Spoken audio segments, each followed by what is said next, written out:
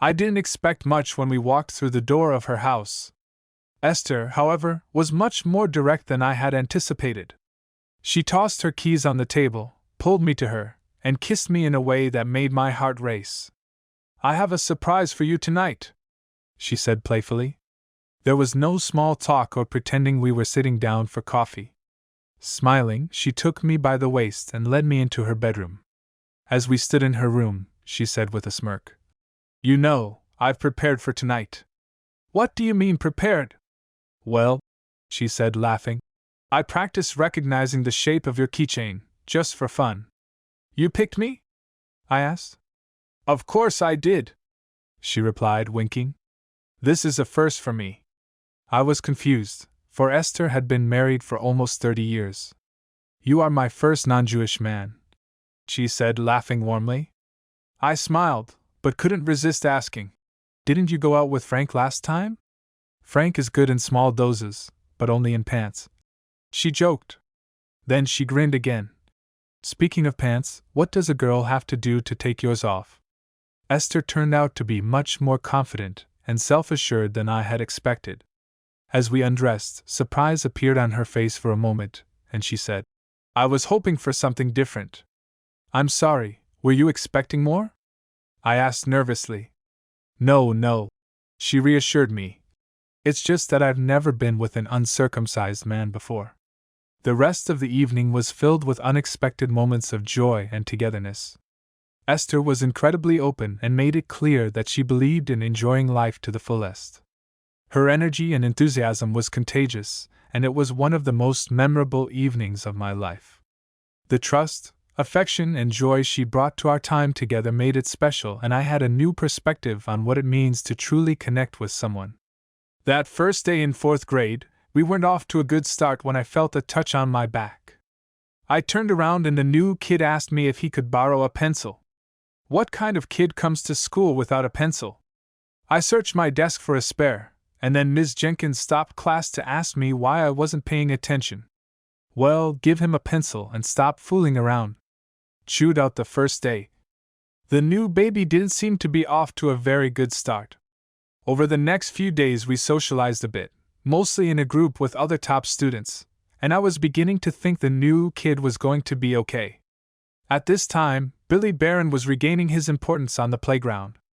Billy Barron, or Big Billy, as he liked to call himself, was the bully of the class. There were even 5th graders that he bullied at the first opportunity. Let's just say he was a first-class jerk and was confident in his physical superiority. Big Billy wasted no time, and on the 4th day of the first week of school, he cornered me on the playground when the teachers were distracted.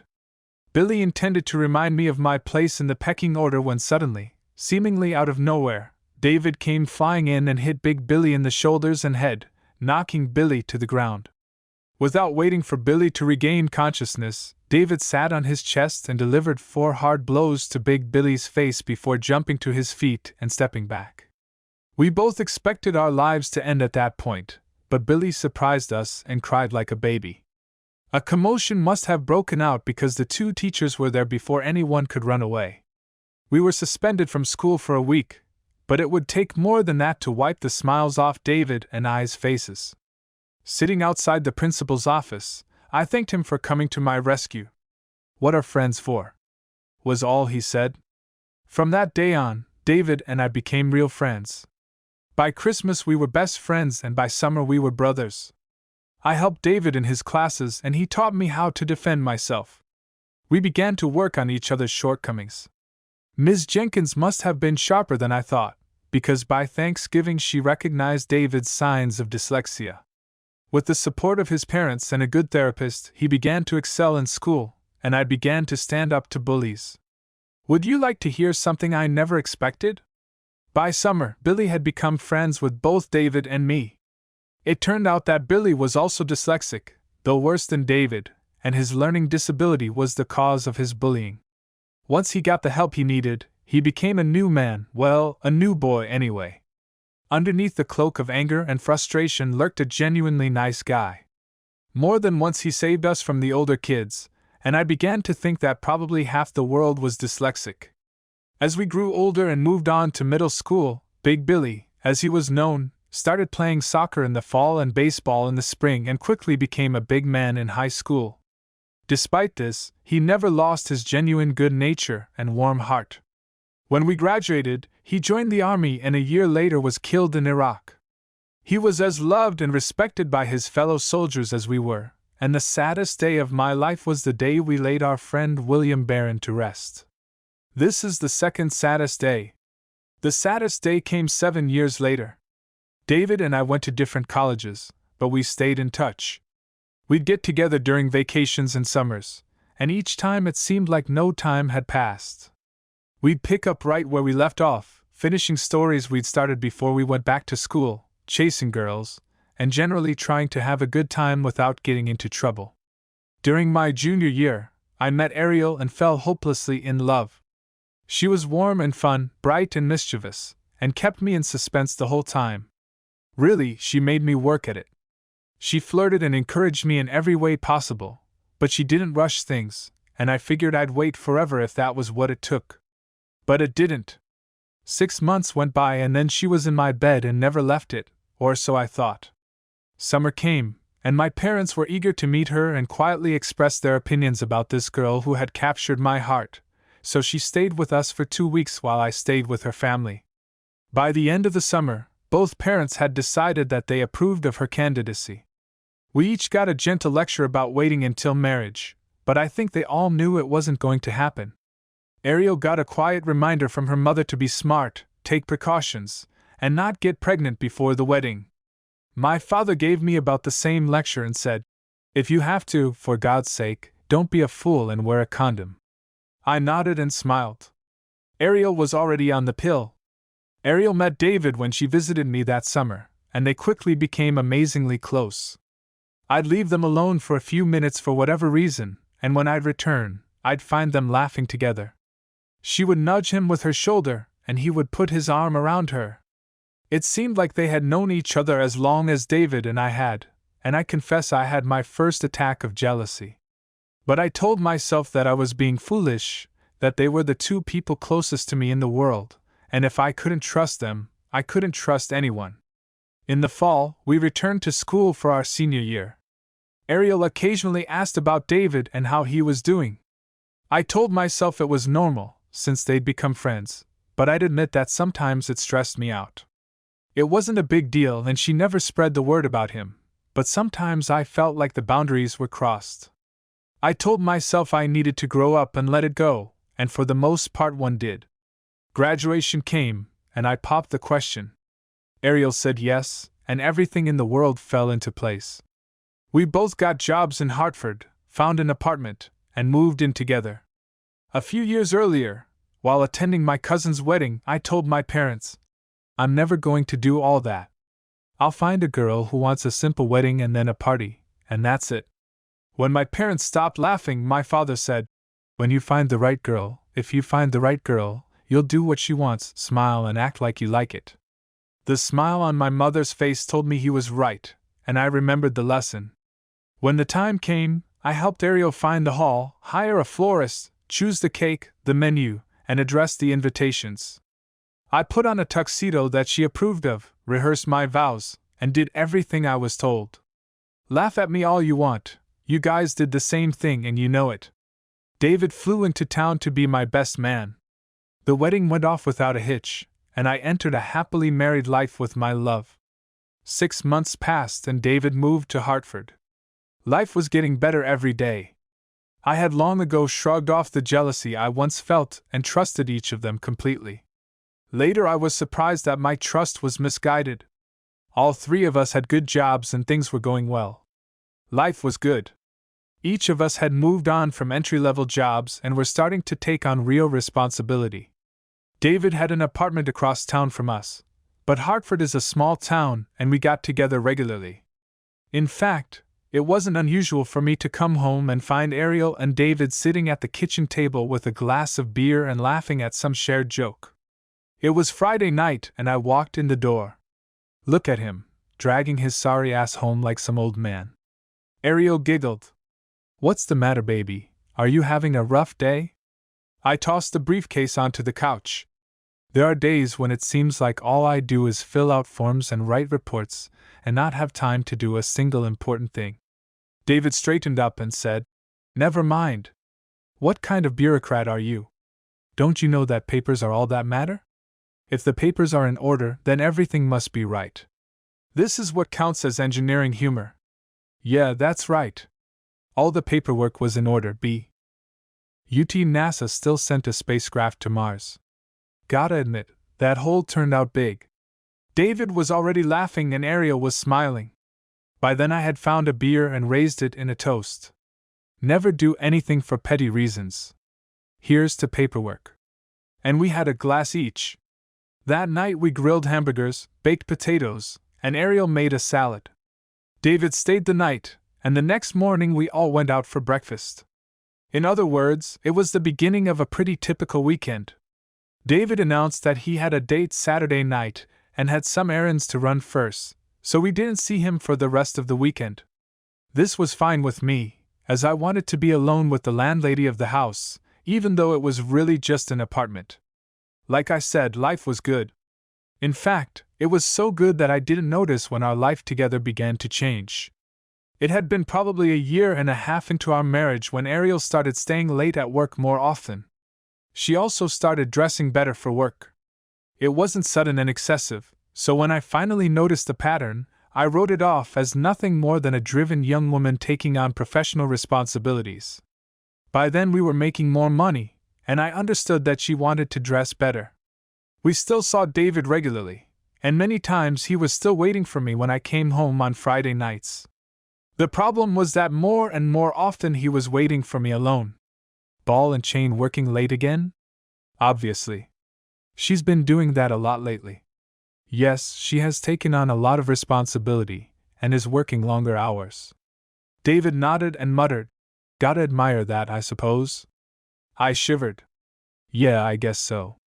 We've talked about starting a family soon, but she wants to move up in the company a bit first. She thinks it'll make it easier for her to go back to work when she's ready. Yeah. I guess that's true. David looked away as he said this. We grabbed a couple of beers and settled into the chairs in the living room. For a long time we were both unusually silent. Everything okay at home? David tried to make the question sound casual, but he failed. Yes. She gets really tired when she gets home, but I'm trying to take some of the load off of her by doing more laundry and stuff. I paused, contemplating whether or not I wanted to admit this to my best friend. I'm starting to get a little worried about her. She's usually too tired for, and I'm thinking maybe she needs an iron supplement or something. David thought for a moment, and then, looking down at the ground, said quietly, "Working late, tired all the time, not feeling amorous." He took a deep breath. Yeah, maybe she needs an iron supplement. I looked at my friend, my brother, and shook my head. She wouldn't. Not Ariel. She would never do that. You're right. I'm just stupid. Not Ariel.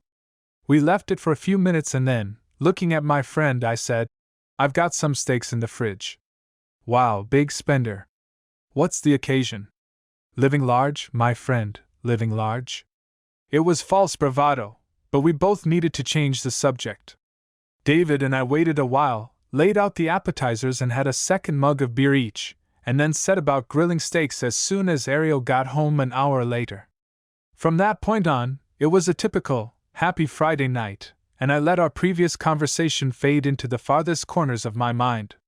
Our life had been going on like this for about 6 months when Ariel came to me one evening. "Henry, Mommy isn't feeling very well. She's complaining about being lonely.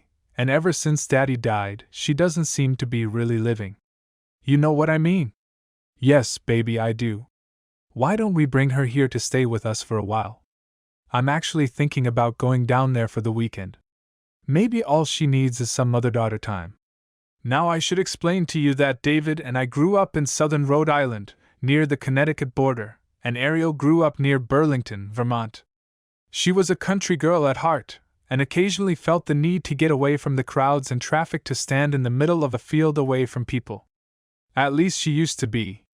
So I decided she needed to get away for a few days. "When are you going to go?" I've been thinking about this weekend. I'll take Friday off and go over there, and then I'll come back Sunday night and make it up to you all week. I can always come with you. Baby, you know that if you do this, Mommy will fuss over you all the time. You're like the son she never had to her. She smiled. Besides your brother George, you mean? Well, George was always such a disappointment to Mom, and she couldn't help herself and started giggling. All right, baby. You win. Go to Mommy and have a good time. I love you, old man. She'd been calling me that lately. I suppose it was affectionate, but I confess I didn't like it. After that, she went to her mother's house about once every 4 weeks, give or take, stayed for a long weekend, and came home refreshed and happy. It seemed to be good for her, and I was sure it was good for her mother, too, so I tried not to complain. After all, that's what a husband does, right? He tries to keep the women in his life happy. At least that's what I was taught. Ariel had been traveling to her mother's house every month for about 8 months now, but she no longer stayed late at work like she used to. She was also no longer tired. I decided that visiting her mother from time to time was good for both of them, and considered it a net plus for all of us. Our sex life had improved too, so I wasn't complaining. When things are going well, you naturally think they will continue to be that way, but change can come suddenly and without warning. Wednesday night I was driving home in the pouring rain and thinking about things other than driving when I ran a red light and got hit hard in front of the driver's door. I had heard that people die when they get hit, so when I pulled myself together and was told what happened, I felt lucky.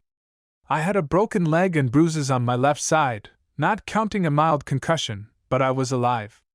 I later realized that if I had been hit 6 feet farther into the door, while traveling at 45 miles per hour, I would have been dead just 1/10 of a second later.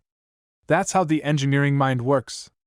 The difference between life and death was 1/10 of a second. The ambulance arrived, they put me on a stretcher and took me to the hospital. They examined me, patched me up, put a cast on my leg, and sent me home in the morning. Ariel fussed over me for a week, and I can't say it bothered me in the least. David started coming in at night to see how I was feeling and what needed to be done. Soon they both decided that I was fine, I was mobile enough to take care of myself, and life went back to normal. In the middle of the following week, I went back to work and either Ariel or David drove me to work and home while my friends at work fussed around me some more. Crutches are the thing, and I'll admit I used them to the fullest. The discomfort went away and the cast and crutches became nothing more than an inconvenience. I could go up and down stairs, cross the parking lot, and even walk a block or 2 down the road, but it took a lot of effort, so I tried to eat lunch in the building. I was moving around, but not fast. Pretty soon Ariel stopped fussing over me and I started counting the days until the cast came off. 4 weeks after the accident, she sat down next to me and said, "Henry, I haven't visited my mom in a long time. Would you mind if I went to see her this weekend? I'll have a short weekend. I'll come Saturday morning and be home Sunday night." I admit I wasn't thrilled with the idea, but I was getting around well enough. I still hadn't gotten behind the wheel, so I called David and asked if he would be available if I needed to leave the house. Was he available? He showed up at my door Friday night with a bag full of groceries, mostly steaks and beer with a couple packets of nachos, and settled into the guest room for the weekend. I didn't complain, and we opened 2 cold glasses while my wife packed for the road. Is Ariel going to visit her mother again this weekend? Yes. It's been a long time. I'm doing well, and her mother needs her. I'm sure. I looked at my friend, but said nothing. In the morning Ariel kissed me goodbye and walked out the door in a very good mood to leave for Vermont. David seemed to keep staring at the doorway after she passed and left until I finally asked, "What's bothering you?" "Nothing. You know me. I'm Mr. Goody-Goody. I don't have any worries, nothing to see here. Let's go to breakfast, Mr. Companion. I'm hungry. If you've never had a cast, you don't know what it takes to get into a car with a perfectly straight and unbent foot. You have a choice. You can sit sideways in the back seat, or you can do a slip on the front. Sliding works as follows. You recline the seat all the way back and lower the seat back. With a plastic garbage bag placed on the seat, you sit on the bag and slide down the seat back until you are far enough back to allow you to put your leg over the leg. Then you slide forward to get into the correct position on the seat and lift the backrest to its normal position. When you get to your destination, do all of this in reverse order so you can get off. Going out for breakfast was a big deal, so I made sure to make the best of it and ordered the right side of the menu. Well, not really. I got eggs Benedict, home fries, coffee, and orange juice with a few slices of bacon on the side.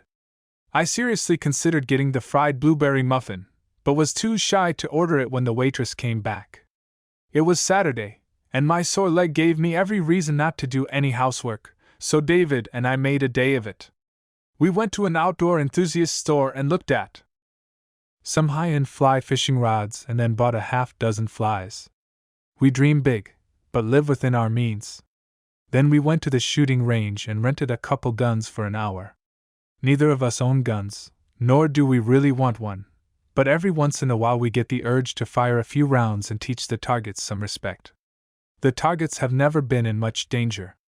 We had a late lunch of kebabs, stopped by the hardware store for some new toys, hit the electronics store just for fun, and by late afternoon we were home. After a busy day, it was time to settle in on the porch, have a beer, socialize, and eat the biggest plate of nachos we could build. David had been holding his tongue for months now, and that night his thoughts began to break free. "How's Ariel's mother doing these days?" "About the same as always. When I talk to her, she seems cheerful enough, but Ariel tells me she's been depressed since her husband died." "She doesn't have a son?" "I've met him. His name is George, isn't it?" "Yes. He's a nice guy. I don't see him as often as I'd like, but I think you'll like him. He's a stand-up guy, straightforward, no games, good sense of humor. He married a local girl and lives about an hour from Marie. Marie is Ariel's mother, right?" "Yes." "Do you two get along?" "God, yes, she's like a second mom to me. Her husband died about a year after Ariel and I were married, but the two of them welcomed me into the family as if I had always belonged to them. You know, I don't remember a single time the TV was on when I was visiting them. George Sr., Ariel's father, had his favorite chair, perfect for watching TV, but he never once watched it when I was there. We sat and talked and told jokes and just enjoyed each other, and the TV stayed off the whole time. These are good people." I nodded and smiled. "I miss him." The first 6 months after he died were hard on Ariel. She wasn't herself. Then her spirits picked up. She started dressing better and telling stories about certain people at work. I think it was around this time that she started meeting the women in her office on Fridays after work. David just sat silently looking out at the lawn behind the house. "Do you see Marie much these days?" "Do I see Marie often?" That question got me thinking about something that had been bothering me for some time now. Actually, with the exception of Christmas, I haven't seen her in almost a year. Ariel comes once a month, and I talk to her on the phone sometimes, but she's not the same. For some reason she seems nervous around me. Last Christmas we visited for a few days, and she seemed happy to see me, but every time I was alone with her she found something else to do. When I offered to do the dishes with her, she thanked me, handed me a towel and left. I tried to help her make dinner, but she didn't want to help. Honestly, I was starting to think she was mad at me, but then she smiled broadly at me across the room when it was just the three of us and everything seemed fine. I thought about asking her, but I'm afraid I'll only hurt her feelings. Maybe she's not mad at you at all. Maybe she feels guilty. Why should she feel guilty? She's a beautiful woman who wouldn't hurt a fly. I don't know. Maybe her loyalties are divided? Maybe she feels she's not being the mother-in-law to you that she should be. While I was trying to process that comment, the phone rang. It was Ariel. "Henry, what did you two do today?" It was a routine check call. I told her about how we spent the day and she told me about how she spent the day with her mother. It went on for about 5 minutes and ended with, "I love you." It wasn't what they write about in the movies, but it was what married people do. "Ariel sends her regards to you." "Hey Ariel." David addressed the airwaves as I had already hung up. "What's Ariel's cell phone number?" I recited it from memory. Why do you ask? I have such a handy cell phone app. I can give it any cell phone number, and it will tell me where the phone is. Why the hell would you want something like that? Some of the guys at work were filing false reports, saying they visited suppliers when they didn't, and things like that. I figured that instead of calling every supplier and disputing every report, which would make the company look like an amateur, I started ringing their phones. We figured out where the problems were and fixed them with a minimum of fuss and muss. That way, we didn't have to re-establish relationships with suppliers. Cool. You executives have such weighty issues. It was the most disrespectful attitude we had ever shown each other. Didn't you tell me your mother-in-law lives in Vermont? Yes. It's not far from Burlington. Why? According to this, Ariel's cell phone is in Maine. Portland to be exact. That must be wrong. They are about 200 miles apart. Is your cell phone XXX? Yes? Judging by this, you're sitting right in front of me. Let me see. I checked the screen, and there it was. Well, David had exaggerated. He told me that I was somewhere within a few hundred yards of my house. I then entered my wife's cell phone number, and it reported that she was in Maine. I checked with my brother, sister, parents, and boss. Everyone was where they were supposed to be. I checked Ariel's cell phone number again, and it still listed Maine. I checked the contact list on my own phone and made no mistake, remembering her cell number. What the hell is going on? Henry, did you ever call your mother-in-law when Ariel was there? No. I usually get a call from Ariel. Did you remember to say anything to Ariel when she called? I realized where this was going. I never told her you said hi. I'd love to give her my regards. I called Marie's cell phone and she picked up on the third ring. Hello? How is my favorite mother-in-law? I expected the usual immediate and cheerful reply, but Marie was strangely silent, it seemed, for a very long time. Marie, are you here? Yes, of course, Henry. How are you, dear? I'm fine. I just thought we hadn't talked in a while, and I wanted to ask how you were doing? Oh, I feel fine, dear. You know me, I've always been unpretentious. How are you doing? How's work? Are you moving around in the cast? When will it come off? She was uncharacteristically excited. Marie had always admired me for being very unpretentious and practically unfazed.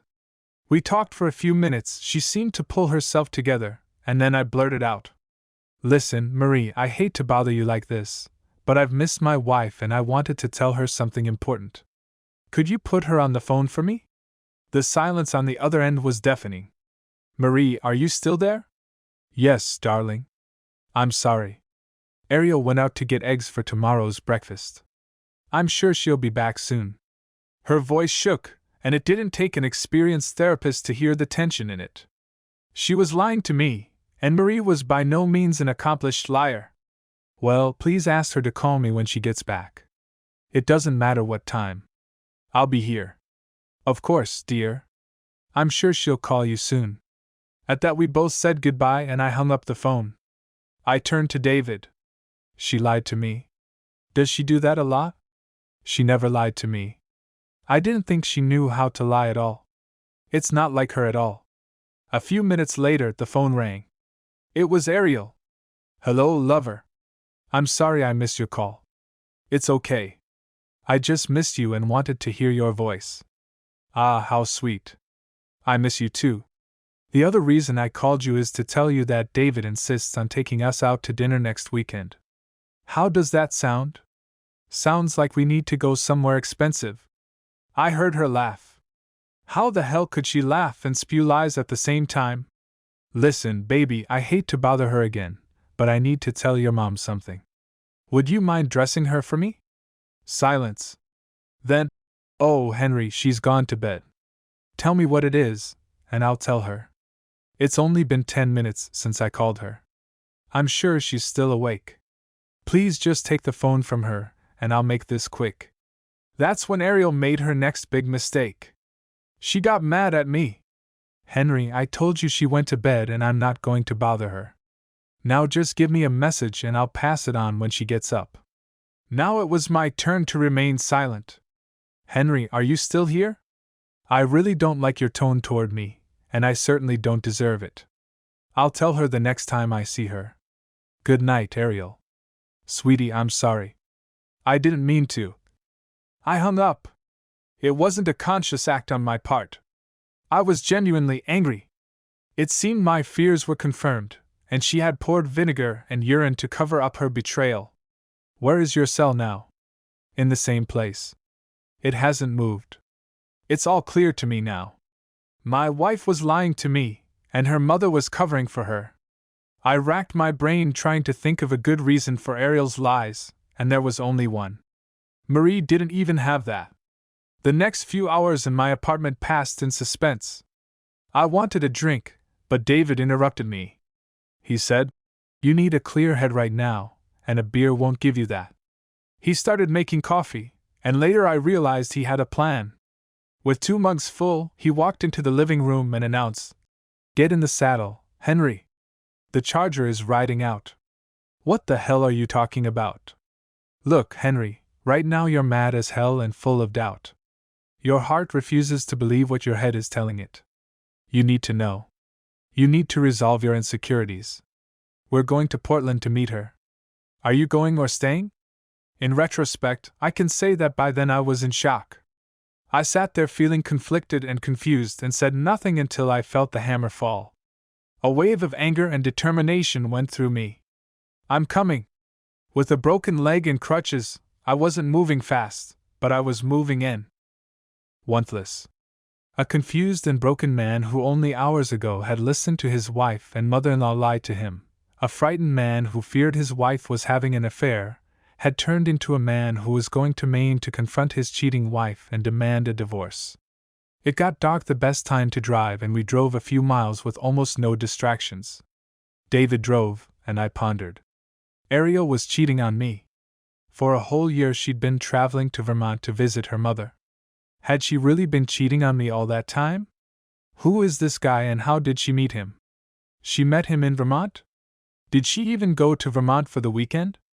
I tried to pull myself together and mentally list what I knew rather than what I thought I knew. She said she was going to Vermont to visit her mother, but she was actually in Maine. She lied to me. Her mother lied to me. They worked together. She sure as hell wasn't at her mother's house, no matter how hard they tried to pretend she was there. All those nights out with the girls, those fancy outfits she wore to work, the gradual change in her behavior, it all fell into place. The drive from Hartford to Portland was 3.5 hours of quiet highway driving.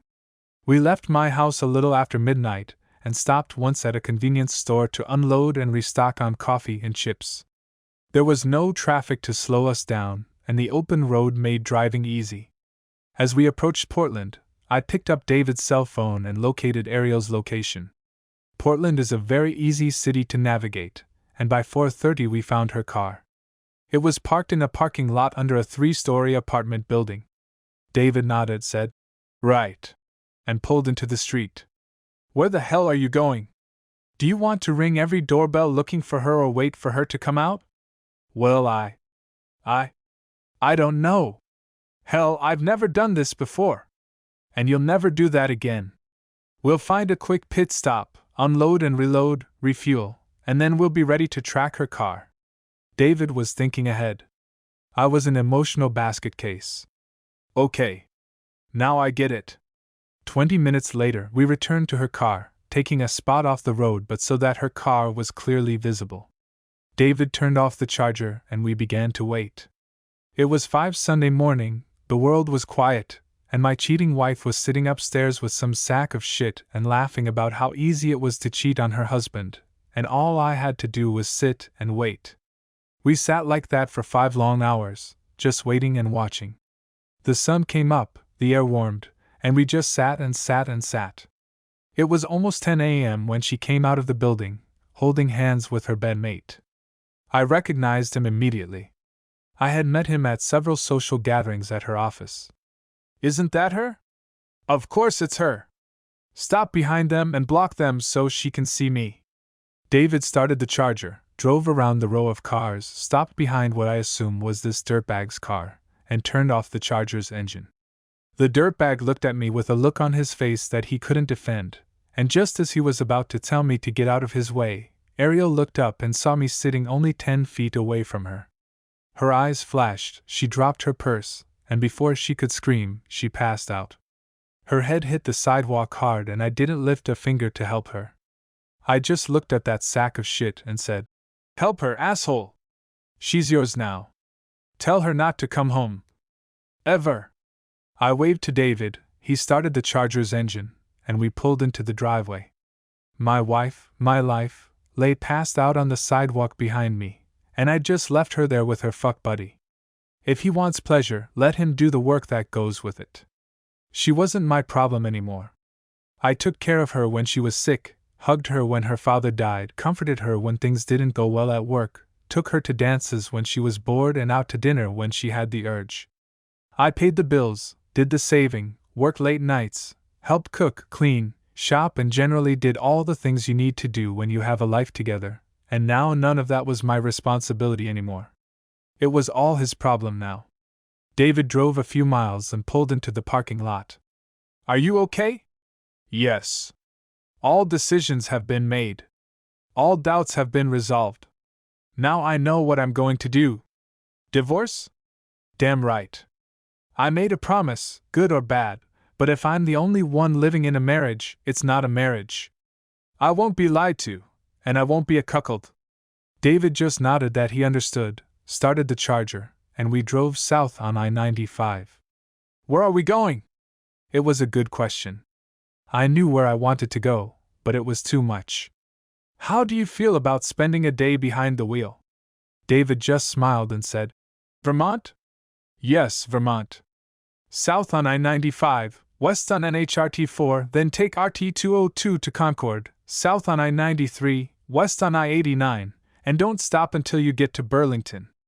"How the fuck do you know that?" "I looked while we were following her car." "I didn't see that. You were asleep." "Shit, seriously?" "Relax. You were exhausted. Stress does that." "I'm sorry, friend. There's nothing to regret. You're experiencing every emotion in the book, and I'm just a guy who went out for a ride." I knew it was for the best. This man, my brother, was a man of compassion. He cared about me and every decent person he had ever met. As we drove south on I-95 and then west on NHRT4, I tried to piece things together. I reviewed every conversation, every act, looking for something that stuck out. They were little things, but people are complicated, and at that point I wrote them off as the normal progression of a marriage. I saw it as nothing more than a dependable wife trying to deal with the pressures of a career and building a life for both of us. Life and marriage is not a perpetual honeymoon, but the signs were there and I didn't notice them. David, on the other hand, didn't notice for some reason. As I revisited our conversations and his comments over the past year, I realized that he had put it all together. "You knew? How did you know?" "I didn't know. I was just curious." "What gave you the idea?" "I don't. It was the little things. It wasn't the late nights at the office, or the Friday nights with the girls, or the trips up north to see my mother, but all of those things together, and then the way she stopped making those little gestures made me think." "What little gestures?" "The way she touched your arm or hand when you were around her, the little kisses, the smiles, and the need to hold your attention when others around you were talking. All of these little things seemed to dry up just a year and a half after the wedding. Man, I envied you big time." I kept wondering, why can't I find a girl like Ariel? I used to love being around the two of you and telling myself, someday it's going to be like this. But then it didn't happen. How did you see it and I didn't? Oh, you've seen it. We've talked about it often enough. You just didn't want to believe it. You were a man who loved his wife, and the idea that she wasn't investing as much in the marriage as you were was unacceptable to you. I was a blind fool. You were a man in love. Some women search for love all their lives and never find it, and Ariel had it, but she threw it away. Trust me, no matter how much it hurts you now, she will regret her act more than you can imagine. You've been a good husband, Henry. I know it sounds corny, but you came home every night, you didn't blow your paycheck at the bar, and you didn't cheat. You took care of your wife, saved money for the future, listened to her thoughts, and hugged her when she cried. It may not be much, but in the long run it's everything. So where did I go wrong? You didn't do it. She did it. Why? I don't know. Maybe it was the death of her father. Maybe having to grow up and deal with all the responsibilities of marriage and career was too much for her. Maybe it was the thought of having to start a family someday that scared her. Or maybe she had just encountered a predator that got inside her head and twisted her thoughts into knots. You may never know. Hell, she might not even know. After that, we drove in silence for a long time. It's a 4.5-hour drive from Portland to Burlington, and on any other day I would have enjoyed the view. That day I just drove for miles and hours, preparing for a confrontation with the woman who was not only a mother to me, but the woman who had given me life. I wanted to ask her why she had betrayed me so cruelly. What had I done to deserve her lies and deceit? She owed me a great deal. As we drove, it finally dawned on me that this woman had the answers to many of my questions, but would she tell me? 45 minutes south of Portland, we were approaching the New Hampshire border. I should have kicked his ass. David's eyes never took his eyes off the road. He just started laughing. Sure, I can see that.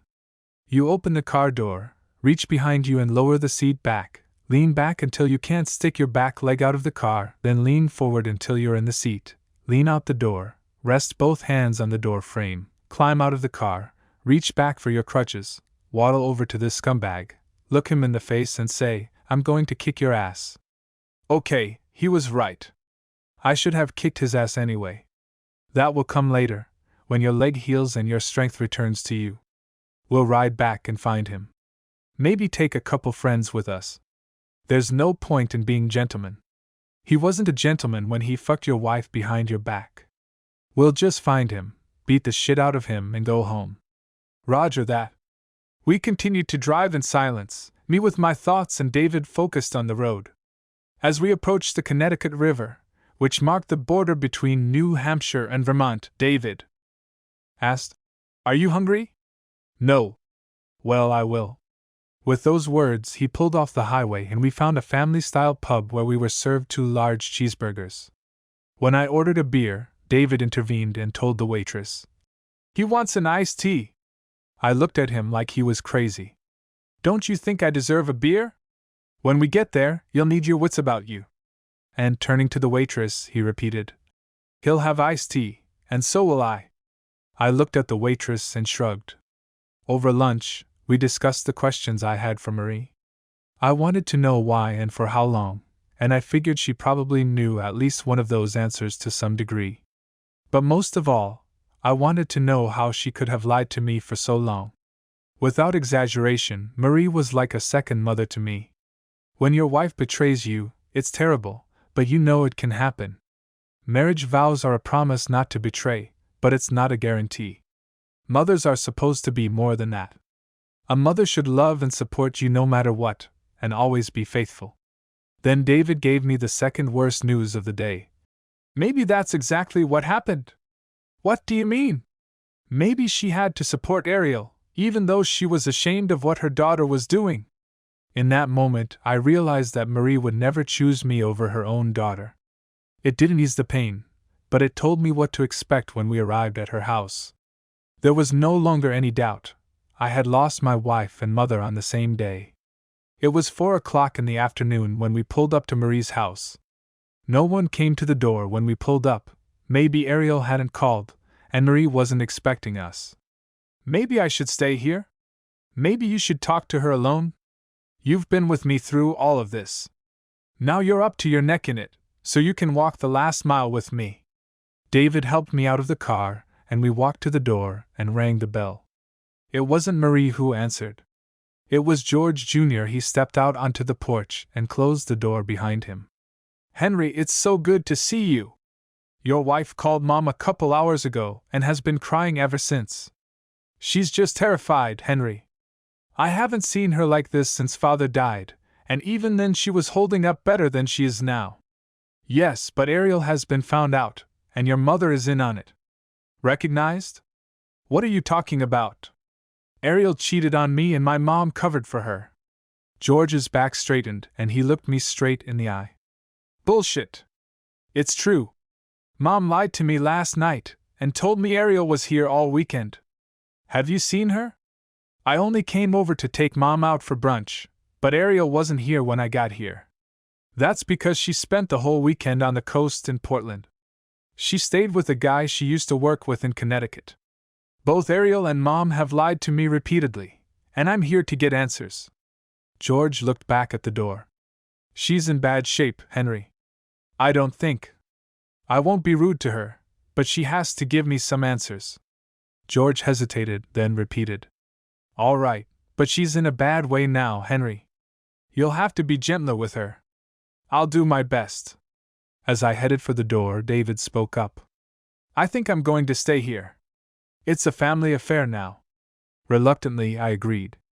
As I crossed the threshold of the house where I had felt so comfortable, it dawned on me that I would never enter that house again. Ariel and I were broken up, Marie and I were broken up, and George wasn't likely to like what I was about to say to his mother.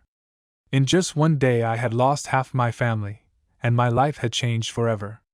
When I crossed the threshold, I heard Marie sobbing, and when she saw me, she groaned loudly in pain and guilt at her own betrayal. I approached her as she covered her face with her hands. Standing in front of her, I saw her pain, and all the questions I wanted answers to from her disappeared along with her silent admission of guilt. I didn't care about answers anymore, and I couldn't hurt her any more than she already had. I took a breath and exhaled. Goodbye, Marie. That was all I said. I turned and walked out of the house, hearing Marie screaming in pain. I guess I was a son to her after all. I had lost a second mother, and she had lost a second son, and now we both understood each other's pain all too well. I walked out of the house and David said, That was fast. I just nodded to David and said, Let's go. 2 minutes later we were out of the car and driving south into Connecticut. We drove in silence for a while, and as the fog in my brain began to clear, I thought about where I might have been if it hadn't been for my brother David.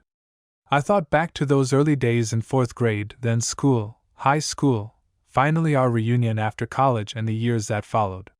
Where would I be today if my brother hadn't transferred to my school that year and sat behind me in class?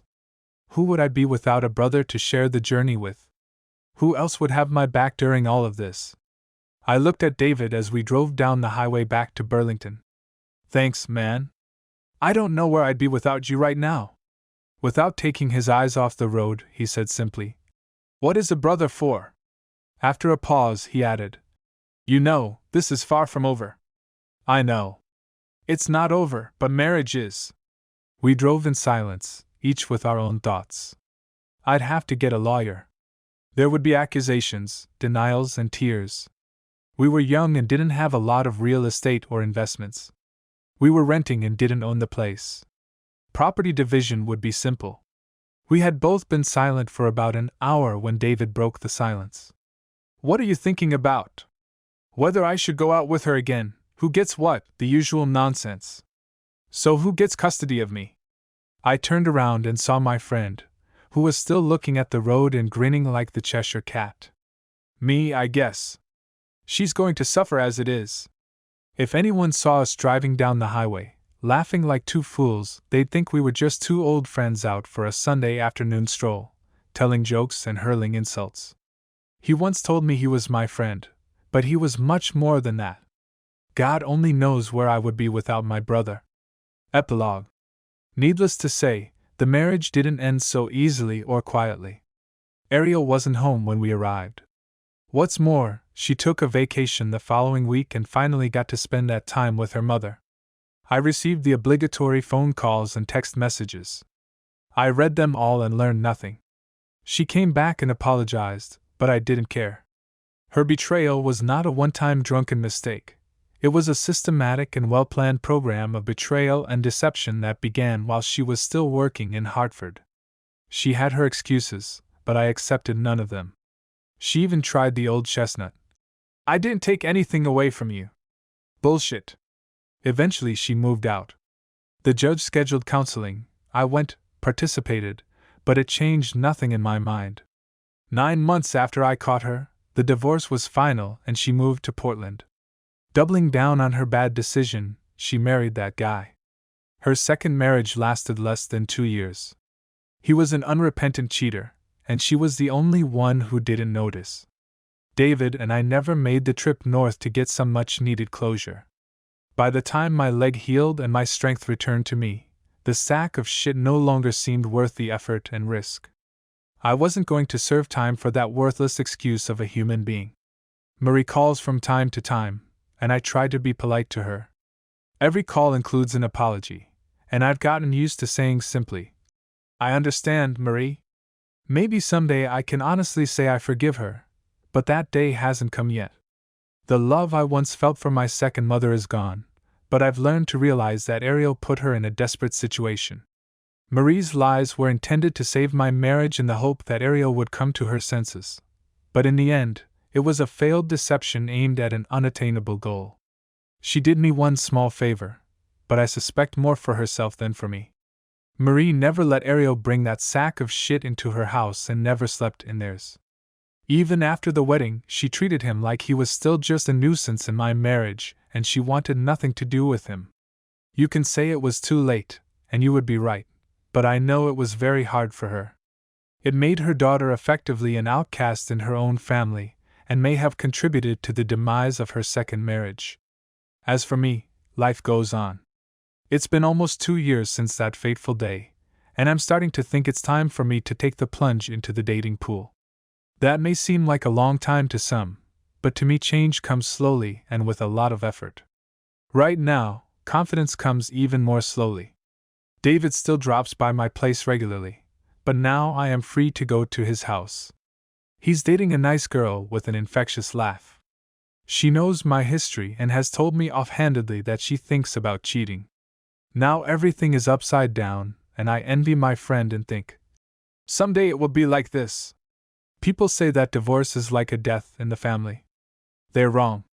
Divorce is like half the family dying, and the other half limping along as best they can.